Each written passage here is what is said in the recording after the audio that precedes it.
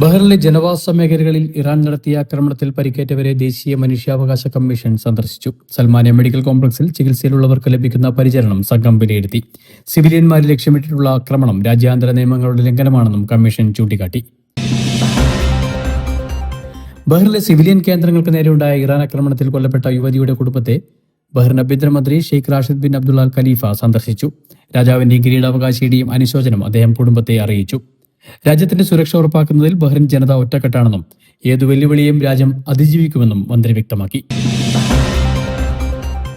അയൽ രാജ്യങ്ങളിലെ അമേരിക്കൻ താവളങ്ങൾ ലക്ഷ്യമിടുമെന്നും ശത്രുക്കളോട് പകരം വീട്ടുമെന്നും ഇറാന്റെ പുതിയ നേതാവ് മൊജ്തബ ഖമേനി.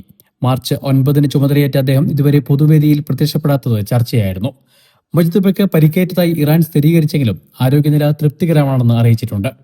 അതേസമയം പുതിയ നേതാവിനെതിരെയും വധഭീഷണിയുമായി ഇസ്രയേലും അമേരിക്കയും രംഗത്തുണ്ട്. ചെങ്കടലിൽ നിലയുറപ്പിച്ചിരുന്ന USS ജെറാൾഡ് ആർ ഫോർഡ് വിമാനവാഹിനി കപ്പലിലെ ലോണ്ടറി മുറിയിലുണ്ടായ തീപിടുത്തത്തിൽ 2 നാവികർക്ക് പരിക്കേറ്റു. ഇത് ശത്രുക്കളുടെ ആക്രമണമല്ലെന്നും സാങ്കേതിക തകരാറാണെന്നും US നാവികസേന വ്യക്തമാക്കി. തീ പൂർണ്ണമായും നിയന്ത്രണ വിധേയമാണെന്നും കപ്പലിന്റെ പ്രവർത്തനക്ഷമതയെ ബാധിച്ചിട്ടില്ലെന്നും അധികൃതർ പറഞ്ഞു.